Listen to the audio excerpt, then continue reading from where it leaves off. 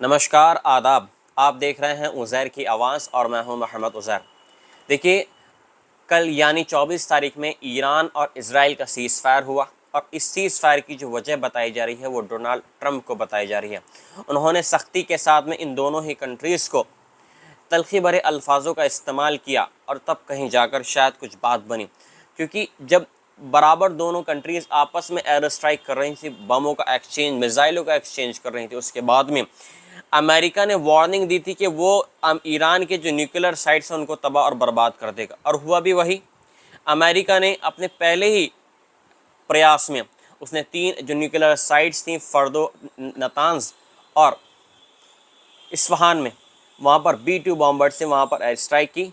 लेकिन वहाँ पर कुछ जो मीडिया, जो बड़े बड़े टाइकून्स हैं, CNN है और न्यूयॉर्क टाइम्स है, उन्होंने इन चीज़ का खंडन किया कि जो वहाँ पर अमेरिका की तरफ से एयर स्ट्राइक हुई है और बम वहाँ पर गिराए हैं गए हैं उन न्यूक्लियर साइट्स पर, वो पूरी तरीके से बर्बाद नहीं हुए हैं, ख़त्म नहीं हुए हैं।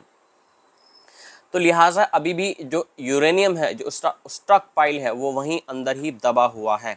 उसको और आने वाले टाइम में मुश्किल महीने 2 महीने में दोबारा से ईरान दोबारा से उसको रिबिल्ड कर सकता है। दोबारा से मतलब ये है कि उसको यूज़ में ले सकता है।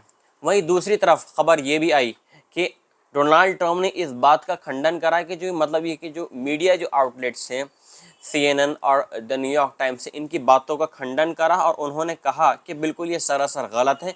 इसमें कोई भी मतलब ये है कि कोई गुंजाइश नहीं है कि अमेरिका ने उसको बर्बाद ना किया हो।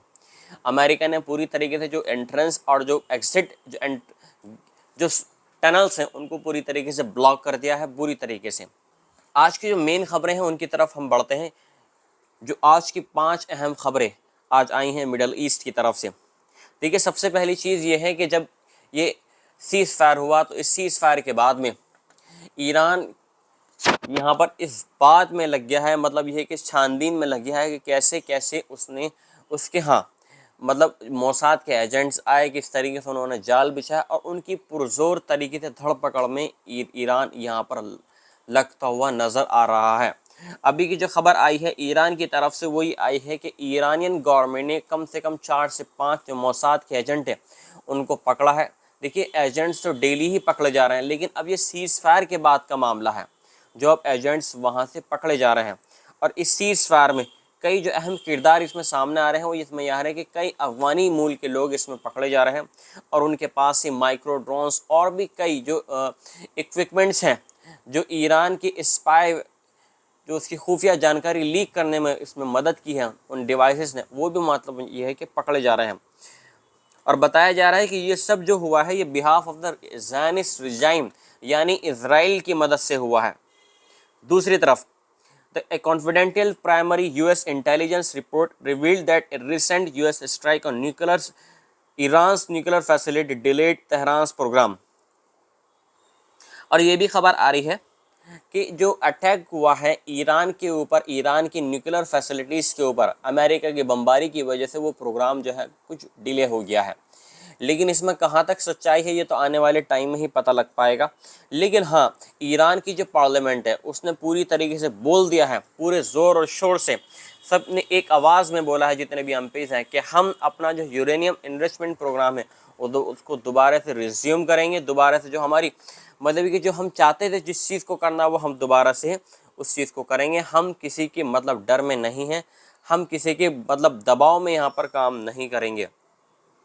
The Trump denied the report, assuming media like CNN and New York Times। अभी जैसे मैंने आपको बताया था कि CNN और न्यूयॉर्क टाइम्स से ट्रम्प ने इस बात का खंडन करा है कि दोनों ही मतलब जो मीडिया आउटलेट्स हैं, जो दिन टाइकॉन्स हैं, उनकी तरफ से ये बताया गया है कि जो अमेरिका ने जो हमले किए हैं ईरान के ऊपर वो मतलब ये है कि अनसक्सेसफुल रहे, कामयाब नहीं हुए। जबकि ट्रंप ने उन बातों का खंडन करा है और उन्होंने कहा है कि मतलब जो हमले हैं वो बिल्कुल कामयाब हो गए हैं और यूरेनियम इनरिचमेंट जो प्रोग्राम था उसको बिल्कुल ख़त्म कर दिया गया है।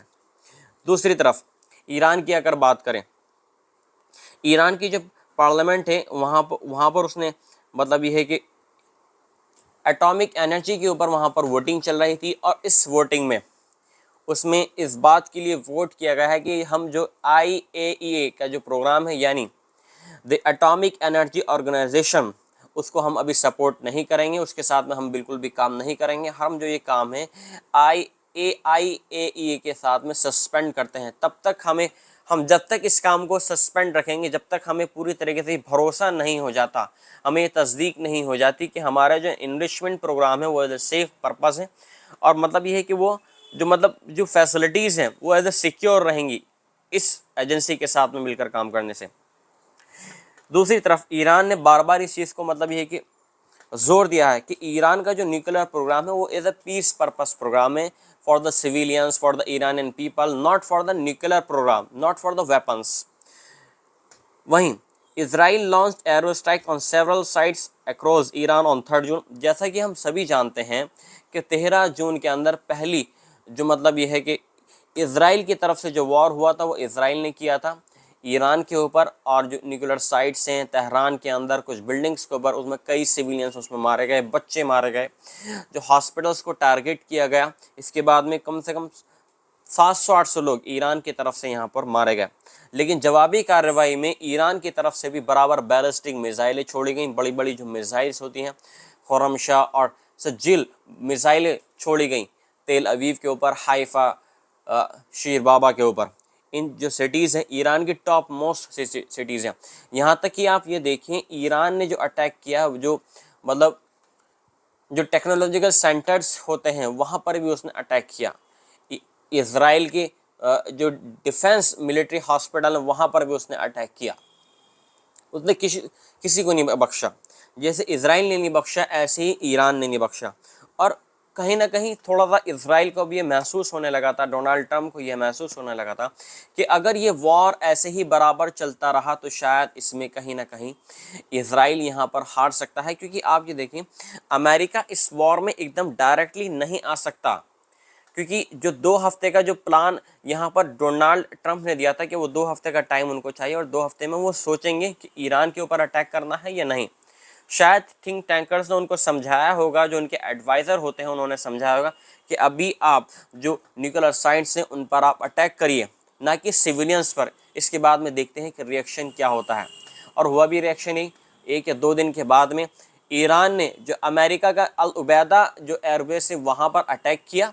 लेकिन उसमें अटैक में उसका मकसद ये था, उसको पता था कि अल उबैदा एयरपोर्ट पर जो एयरबेस है वहाँ पर कोई भी मतलब ये है कि अमेरिका का ना तो कोई वॉर प्लेन है, ना ही वहाँ पर डिफेंस इक्विपमेंट है, ना ही वहाँ पर सोल्जर्स हैं। सबको मतलब 3 जून से 19 जून के अंदर अंदर सबको एवैक्यूएट कर लिया गया था और सबको महफूज जगहों पर पहुँचा दिया गया था। लिहाजा यहाँ पर ईरान को भी पता था कि मतलब वो जो अटैक कर रहा है वो ऐसे अटैक जो कर रहा है वो सिर्फ अमेरिका को दिखाने के लिए यहाँ पर कर रहा है, ताकि अमेरिका को दिख जाए कि ईरान यहाँ पर चुप नहीं बैठा है। ईरान के पास में पूरी कैपेबिलिटी है अमेरिका को स्ट्राइक करने के लिए, अमेरिका पर हमले करने के लिए। लेकिन जब ये अटैक हुआ अमेरिका के ऊपर, इसके अगले ही दिन ट्रंप ने पूरी रात मतलब इस बात पर बात हुई है कि हमें और अटैक करना है या नहीं। लेकिन जब इसके बाद में स्टेट ऑफ हार्मोन्स, जब ईरान ने उस पर बात करी और कहा कि वो स्टेट ऑफ हार्मोन्स एक डमरू मतलब ये है कि एक रास्ता है, संकरा रास्ता, जो ईरान की तरफ से होकर आकर गुजरता है, जिसका पूरा कंट्रोल ईरान के पास में है।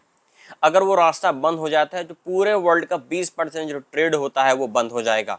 लिहाजा इसमें इसराइल को बहुत नुकसान होने वाला है। इसमें मिडल ईस्ट की जो कंट्रीज हैं उनको बहुत ज़्यादा यहाँ पर नुकसान होने वाला है। ख़ासकर सऊदी अरब, यूएई, बहरीन, कतर, कुवैत, इन कंट्रीज़ को बहुत ज़्यादा नुकसान होता अगर ये वॉर अगर नहीं रुकता। और अमेरिका अगर जवाबी कार्रवाई अगर इसमें करता, दोबारा से ईरान के ऊपर अटैक करता, जिस तरीके से अल उबैदा एयरबेस पर ईरान ने अटैक किया है, तो इसका खामियाजा पूरा मिडल ईस्ट भुगतता। देखो, आपने देखा कि कतर के ऊपर अटैक हुआ अल उबैदा एयरबेस पर, तुरंत कतर, कुवैत और बहरीन ने अपने एयर स्पेस बंद कर दिए। कितना हुआ? लाखों अरबों रुपए का नुकसान हुआ। इसमें फ्लाइट्स जो आ रही पूरे मिडल ईस्ट के अंदर, मतलब ये है कि डिपार्चर और मतलब ये है कि जो सब कुछ हो रहा था, जो एक्टिविटीज़ हो रही थी सिविलियन एयरक्राफ्ट की, पूरी तरीके से वहाँ पर थम गई। और नतीजा उस चीज़ का क्या निकला? नतीजा ये निकला कि अमेरिका और इसराइल को झुकना पड़ा। ट्रंप को मजबूरी के तहत यहाँ पर जानबूझ कर आना पड़ा कि नहीं, अब हम सीज़ फायर चाहते हैं। तो ये इज़राइल और अमेरिका ने ही मतलब ये है कि आगे घुटने टेके हैं यहाँ पर, तब कहीं जाकर ईरान ने सीज़ फायर के बारे में बात करी है। और यहाँ पर ईरान ने भी इस चीज़ का वेलकम किया है कि कोई नहीं, अगर यही इस तरीके से चलता रहा, पीस अगर चलती रही, तो हम इस चीज़ के लिए एग्री हैं। बात कर लेते हैं यहाँ पर फ़िलिस्तीन के बारे में, क्योंकि फ़िलिस्तीन का जो फोकस है कहीं ना कहीं हट गया था फ़िलिस्तीन के ऊपर से, ख़ास तौर से गज़ा के ऊपर। जब ये 13 जून में जो एयर स्ट्राइक हुई हैं दोनों ही कंट्रीज़ के ऊपर, उसके बाद से पूरे जो वर्ल्ड की मीडिया है अपना फोकस हटाकर ईरान और इज़राइल की न्यूज़ पर इसमें लगा दिया था। लेकिन अब आज की जो खबर आई है फ़िलिस्तीन की तरफ से, यानी गज़ा की तरफ से बताया जा रहा है कि मतलब जो एड की लाइनों में लगे हुए थे, जो इमदाद की लाइन में लगे हुए थे, आज भी कम से कम 25 लोग इसमें हलाक हुए हैं इजरायली गोलीबारी में। और कहीं ना कहीं जो दूसरी जगह है, और जो जगह है खान यूनिस है, और दूसरी जगह है वहाँ पर मतलब इजराइल ने एयर स्ट्राइक की है, तो एयर स्ट्राइक में भी लोग यहाँ पर मारे गए हैं। The medical sources said that rescue teams recovered the bodies of 3 Palestinians and managed to rescue 5 survivors from the rubble under the rubble of 2 homes in Jabalia al-Nazla, north Gaza के अंदर बराबर इजराइल की air strike हुई है। दूसरी जगह Nusrat refugee camp है, वहाँ पर भी इजराइल की एयर स्ट्राइक हुई है। आपको बताते चलें कि कम से कम गज़ा के अंदर 56,000 से भी ज़्यादा लोग अब मारे जा चुके हैं और 1 लाख से भी ज़्यादा लोग यहाँ पर ज़ख्मी हो गए हैं।